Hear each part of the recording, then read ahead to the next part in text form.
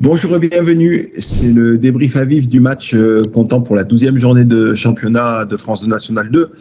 Et le Sporting est allé faire match nul à l'Étoile. Alors, on n'avait pas un, mais deux envoyés spéciaux puisque Manu et Jay se sont rendus sur place à Louillon. Bonjour messieurs. Salut tout le monde. Alors, avant de démarrer concrètement l'émission, je voulais juste rendre un petit hommage à Michel Barbaroux qui nous a quittés.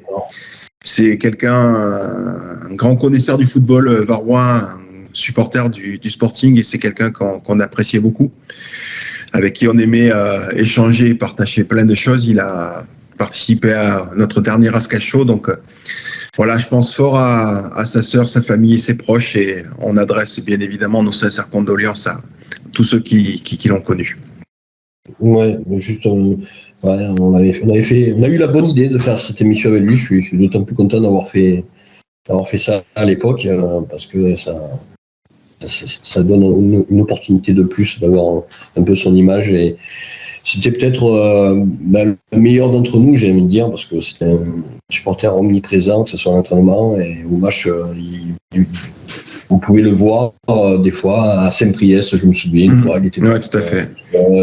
Il aimait bien aller du côté de Lyon, j'ai remarqué. Ouais, il avait des amis. Ah voilà, et puis c'est une grosse surprise, parce que bon, on sait qu'il avait un peu des problèmes de santé, mais la dernière fois qu'on l'avait vu, il se portait, on va dire, bien, quoi. Mais j'ai appris ça hier soir, là, comme toi, et c'est vraiment triste nouvelle, et toutes mes pensées vont vraiment à sa famille, et on lui a dit cette émission, bien sûr. Ok, donc c'est difficile d'enchaîner après ça, mais on va évoquer le match à Louillon. Donc paraît-il que Jay parle beaucoup durant les rencontres. Alors, moi j'étais sur place, mais je l'ai vu à la télé en même temps, parce que j'avais les commentaires de Jérôme. D'accord. Alors Jérôme, écoute, je vais te laisser la parole pour que tu nous dises un petit peu ta perception de ce match nul qui mathématiquement n'est pas un mauvais résultat, dans la mesure où on prend un point chez un concurrent, et puis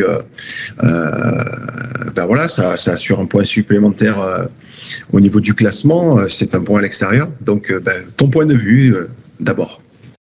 Déjà, je pense, bonjour à tous, les mecs.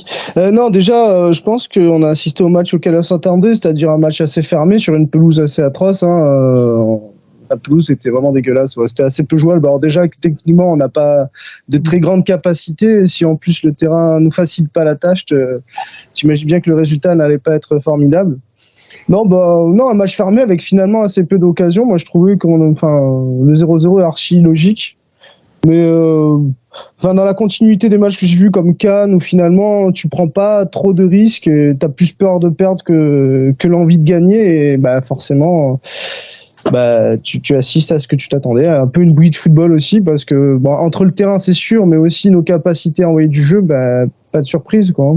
Je sais pas, Manu, par contre, il est assez peu d'accord avec toi quand tu dis qu'un point pris à l'extérieur est un bon point de nos jours. Pour lui, c'est pas si évident. Hein, Manu, qu'est-ce que t'en penses? Oui, bien sûr, parce qu'on le voit, et puis c'est omniprésent depuis deux journées, mais c'est le cas depuis le début du championnat. On se rend compte que de gagner des matchs, c'est difficile. C'est très difficile. Et donc, en fait, les vraies bonnes performances, c'est de gagner. Et gagner à domicile, c'est génial. Gagner à l'extérieur, c'est encore mieux. Mais voilà, on se faisait la réflexion par rapport au match de Puy-Cannes. Évidemment, match nul, c'est toujours plutôt bon à prendre, mais bon, on voit bien, quand tu fais un match nul, tu fais du surplace. Donc, de toute façon, tout ça se décantera plus tard. Donc, les vraies bonnes opérations, c'est de gagner. Et c'est ce que très peu d'équipes arrivent à faire finalement, puisque voilà, là, on voit les vainqueurs du jour, c'est Aubagne, c'est Andrézieux qui se retrouve, et Jura qui gagne à la 93e aussi. Voilà. Et voilà, et ça, c'est les vrais. On va faire match nul maintenant, c'est tellement répandu, et même à l'extérieur, bon, c'est pas C'est vrai que maintenant que tu me dis ça, c'est vrai que surtout le match nul à l'extérieur, c'est un discours d'un mec qui joue le maintien, quoi. Finalement. Prendre un point à l'extérieur, c'est quelqu'un qui n'a pas d'ambition. Est-ce que c'est souhaitable pour le Sporting ou est-ce qu'on est réaliste tout simplement? Est-ce que finalement prendre un point à l'extérieur, c'est bon parce qu'on joue le maintien tout simplement? Ouais, bah, ça laisse cette situation où... Triste constat en tout cas, c'est sûr. Tu peux pas dire que c'est bien, tu peux pas dire que c'est mal. Ça peut être bien si tu gagnes à la maison. Tu valides derrière. Si tu valides derrière, mais bon, les matchs nuls, je pense que personne s'en réjouit totalement, puisque bon voilà, pour Fréjus c'est notre, parce que c'est une espèce de nouveau départ. Il y a Vito qui est l'adjoint. Il y a eu ils ont pas tout révolutionné. Je pense que le nouveau étoile, on le verra l'année prochaine avec cette trêve et un peu plus de travail. Ils étaient repassés à 4 derrière avec la sortie sur blessure de Diarra, il s'appelle, un truc comme ça, leur numéro 17, je me rappelle plus. Un beau bébé, hein. Mais voilà, il y avait des petits changements comme ça tactiques, mais voilà. Pour revenir au match, c'était comme je le disais, je vais rester sur mon impression, une première mi-temps qui était, sans dire, je me souviens avoir dit à Jérôme et à Fabien qui étaient avec nous, c'était relativement agréable, pas parce que c'était du grand football, mais il y avait une certaine intensité, c'était assez vivant, c'était assez agréable. À la deuxième mi-temps, on a plongé dans le Sporting, qui apparemment fait vibrer encore quelques supporters. Ils sont pas difficiles, mais bon, qui nous laissent assez. Je sais pas, il y a pas. On n'a même plus à parler tellement, je trouve, c'est vide, c'est. Il n'y a rien. Et puis on l'évoquera aussi. Bon, je sais pas si on fait les. On fera les. Non, juste pour finir sur le match, on peut peut-être se dire aussi que si le Sporting n'est pas flamboyant, c'est peut-être aussi parce que l'adversaire en face a cette capacité à contrer son jeu. Non. La réalité, c'est qu'on n'a absolument pas d'ambition, en fait. J'ai envie d'être mesuré parce que là, pour le coup, ce qui était bien hier, et j'ai pas l'habitude, c'est qu'on est pas loin du coach. On était à côté de Bertin. Et c'est vrai qu'à la perte de balle, bon, après, il y a un discours. Après, le discours, il y a le travail et le discours, c'est pas pareil. Mais en tout cas, dans le discours, à chaque perte de balle, il réclamait un pressing assez rapide pour essayer de récupérer ce ballon le plus haut possible. Mais c'était pas forcément suivi par les actes de la part de ces joueurs qui peut-être se sentaient pas capables ou n'avaient pas la confiance pour, etc. Mais ne serait-ce que ça, l'ambition dans le jeu et l'ambition de vouloir faire mal à l'adversaire, je l'ai pas ressenti. C'est toujours vouloir être solide, etc. Et, forcément, quand on compare à un passé récent qui n'est plus tant que ça, parce que mine de rien, ça fait 3-4 saisons qu'on n'a plus trop d'ambition, ça fait un peu mal, qu'on sent qu'on est fébrile, qu'on est fragile, et bon, et peut-être aussi que ça manque un peu de talent, on va pas se mentir. D'autant plus qu'a priori, on a réduit les voiles cette saison avec moins d'ambition financière, en tout cas moins d'investissement. Donc, moi, je trouve qu'il y a un gros souci en termes de volonté de faire mal, peut-être un manque de confiance ou un manque de talent tout court. On peut peut-être pas le faire, tout simplement. Je sais pas comment tu le perçois, Manu, toi, mais. Moi, je suis. C'est difficile de parler parce que moi je trouve cette équipe. Je m'éclate pas. Alors, il y en a certains qui trouvent ça mieux que les 2 précédentes années. Bon, oui, si mieux, c'est être noté 5 sur 20 quand on a été noté 4 sur 20 les années précédentes, ouais, mais 5 c'est mieux que 4. Mais en fait, 5 sur 20, pour moi, c'est lamentable. Donc, moi, je me contente pas de ça. Je trouve que cette équipe, alors, là, on va dire, pointer du doigt des choses un peu plus factuelles, encore un coaching magique. En fait, ce qui est bien avec Bertin, c'est qu'on sait, il est très très prévisible comme gars. On sait par avance ce qu'il va faire. Donc quand on a vu qui c'est le premier, qui est rentré, c'est Mokedem, je crois. C'est Mokedem le premier? Non, c'est pas le premier. Le premier, c'est je crois que c'est Farah. Bon, peu importe, mais là où je veux en venir, c'est que quand on voit Mokedem s'échauffer, on sait qu'il va sortir, donc c'est le mot tout. Bon, j'ai entendu dire qu'il n'a pas été super, effectivement, mais moi j'ai l'impression que c'est le seul, pas le seul, mais un des rares joueurs de ballon dans cette équipe. Alors c'est vrai qu'il fait tâche, mais je pense que c'est plus pas évident pour lui que le contraire de dire on se sert de Muto alors qu'il n'est pas à Bonnard. Moi je pense que ouais, on se sert mal de Muto, mais bon, peu importe. Voilà, Moukadem rentre. Alors là aussi très très bien, hein, il rentre et il rentre blessé, il se reblesse derrière. Et puis Hatim Fall qui rentre à la 88e minute, c'est magique. Et t'as toujours Diallo 2 mois sans jouer, il sort pas.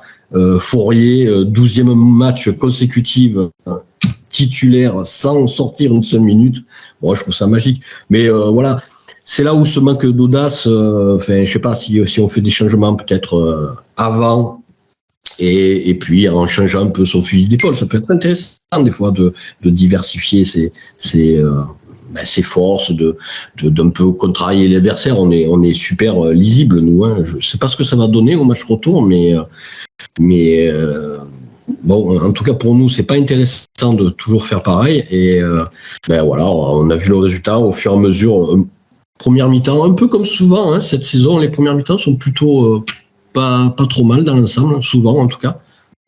Et puis, au fur et à mesure que le match avance, il y a tellement, c'est tellement le vide. Parce que ça, je voulais quand même le signaler. S'il y avait une note artistique sur le match, qui n'existe pas. Bon, l'étoile est un peu au-dessus. Alors, il y avait rien de bien transcendant, mais de temps en temps, il y avait des circuits de passe, il y avait des approches au niveau du but toulonnais qui étaient assez sympa. Et d'ailleurs, je n'oublie pas que les vraies grosses actions tranchantes, concrètes, c'est du côté de l'Étoile aussi. Hein. On a failli prendre ce but, comme souvent depuis 2 ans d'entrée, hein, une grosse occasion au début, et puis cette occasion en seconde mi-temps, plutôt à la fin, qui passe juste au-dessus de la transversale. Donc bon, match nul. Nous, on pouvait pas trop espérer mieux, je trouve. Et puis, mais sinon, match nul logique, mais qui aurait pu basculer d'un côté comme de l'autre, on va dire, mais plus du côté de l'Étoile sur le côté un peu plus football. Hein, avec le retour dans les buts de Cardinal. Ben ouais. Moi, j'avais dit que ça s'entendait de finir les matchs finir l'année avec Tereng, mais pour ce genre de match, c'est vrai que un gars avec un peu plus d'expérience, il connaît un peu l'environnement, tout ça, c'était peut-être pas plus mal. Bon, moi, c'est vrai que c'était pas mal, mais il a frisé la correctionnelle 2 fois, hein, c'est vrai. Hein, paraît-il. Sur son dribble, là, bon. Un jour ou l'autre, ça verrait. On peut prendre les paris. Un jour ou l'autre, ça risque de faire mal parce que ça se joue à quelques centimètres. Donc, les centimètres, des fois, hein, ils jouent pas pour toi. Et puis, sur le jaune qu'il prend, alors, il s'en tire bien et ça ne méritait pas plus, hein, mais il sort, faute sur Rinel, ça aurait pu faire mal, mais bon, on s'en tire bien sur le coup, il s'en tire pas trop mal. Bon, et sinon, niveau supporter, beaucoup de Toulonnais présents, en tout cas une belle banderole. Une banderole de vœux. En banderole de vœux de fin d'année. Ouais. Est-ce que le Papa Noël a entendu? Ça, on verra. Ouais. Le Papa Noël, il fait un truc, il serait bon que le Papa Noël apporte. Il y a besoin dans ce club. Il y a besoin de réels changements, pas parce que aussi c'est pour changer le coach ou certains joueurs. Bon, ça c'est des changements de pacotille, ça. Mais des vrais changements profonds, on aurait vraiment besoin qu'on voit toujours les mêmes têtes là depuis tant d'années. D'ailleurs, je me pose toujours la question comment ces gens-là arrivent à se percevoir, à être toujours dans l'auto-congratulation, à se voir qu'ils sont responsables d'une situation qui est catastrophique. C'est assez impressionnant. Mais ouais, en tout cas, on peut souhaiter qu'une année 2024, il y ait de vrais changements parce que chaque année, on va se dire année de transition.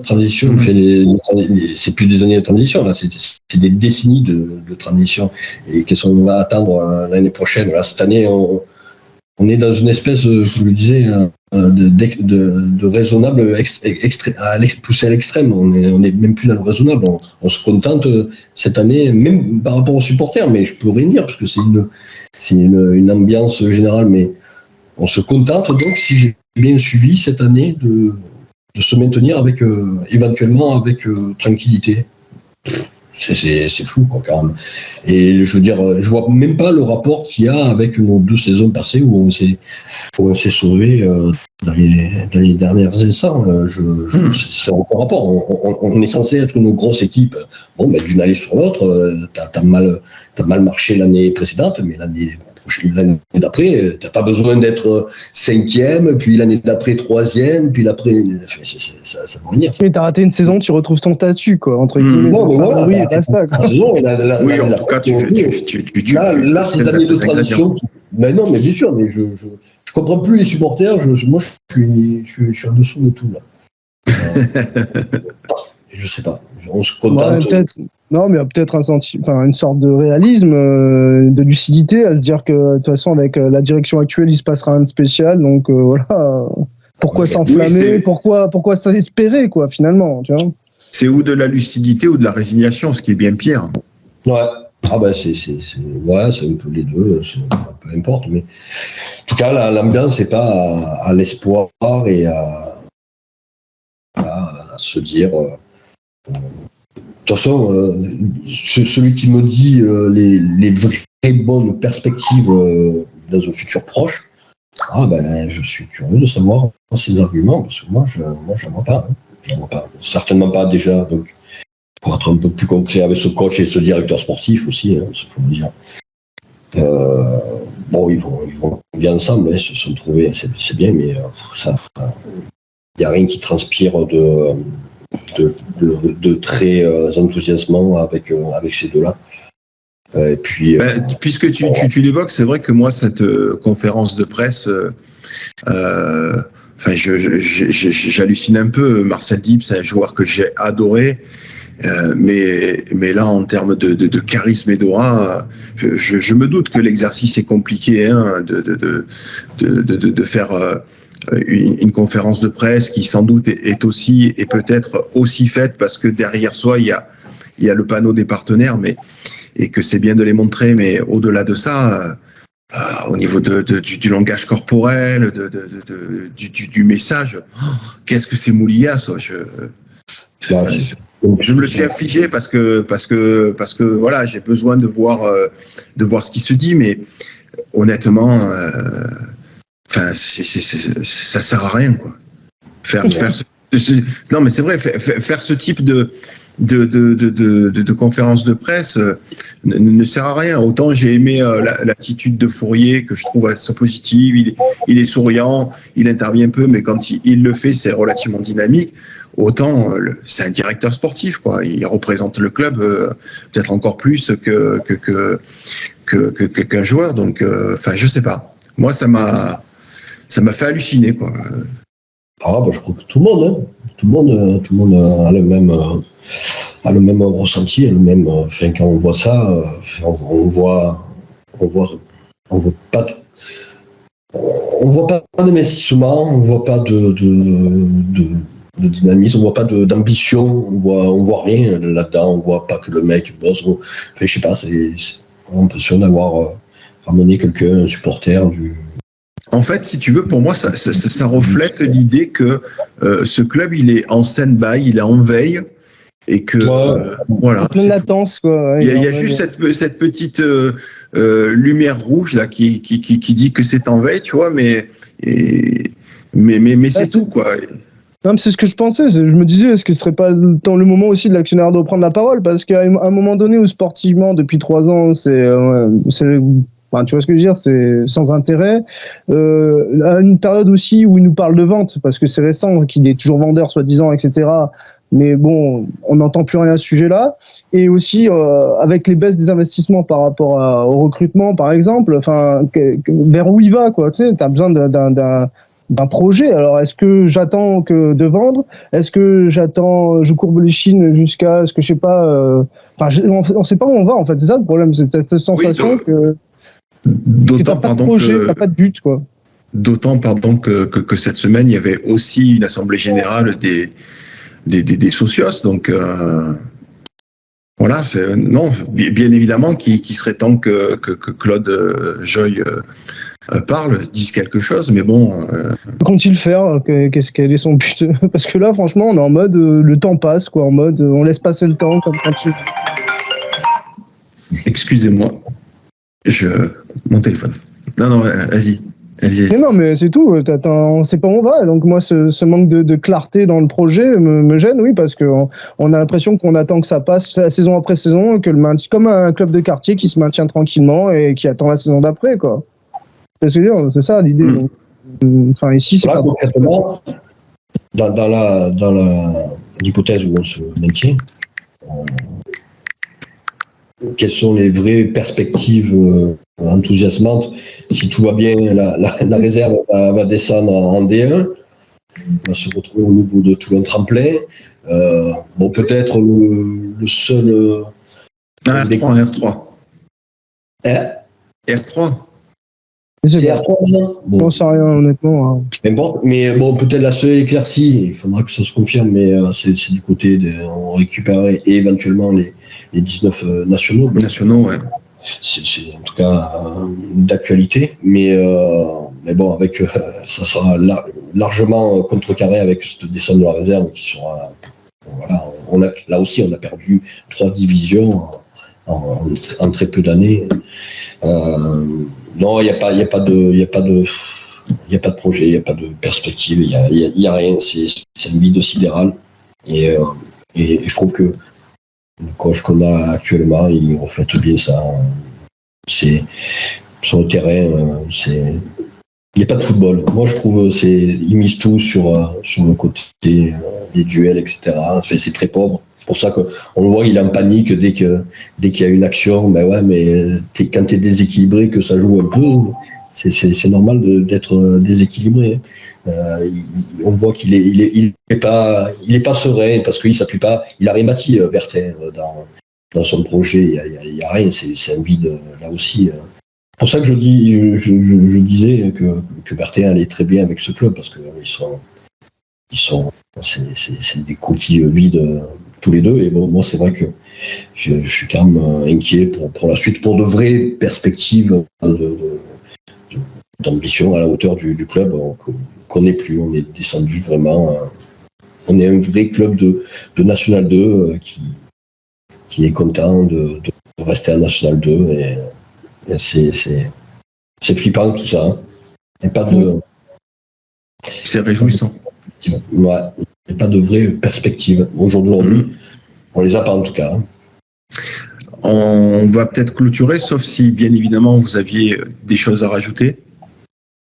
Non. Face on est comme le club, on est vif.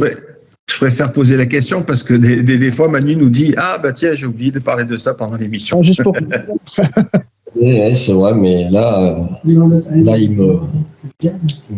muse petit à petit. Là, il faut baisser toute la